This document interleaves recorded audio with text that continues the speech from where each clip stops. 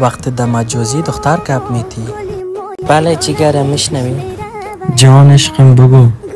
نام اصلی من مروه نیست. میفهمیدم از اول میشرمیدی، نام اصلی تا گفته نمیتونستی. خب خیرش حال بریم بگو. نام اصلی محمد است.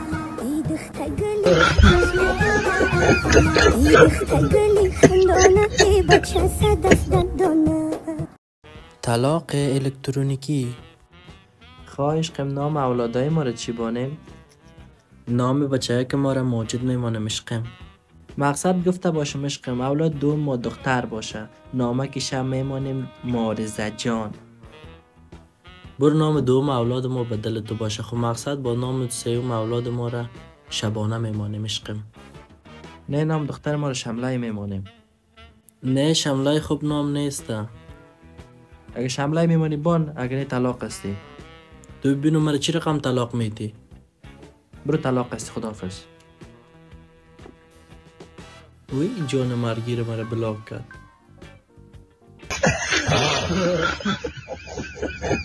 وقتی بیادرکت شکست عشقی میخوره. بگو بچه بیر بخیر در گلاس هوا بیار برم. چی میکشی او بشه تو؟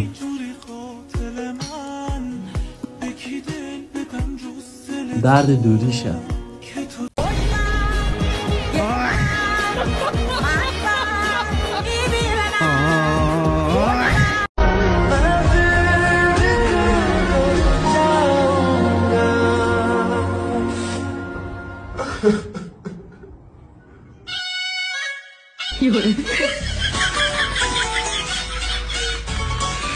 الو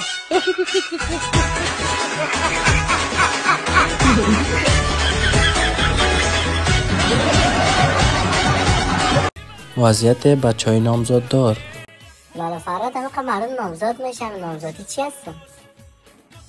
نامزادی مثل ازی است که پدرت برات موتر بخره ولی سوار شدن تو را نمون. دلت در میگیره در.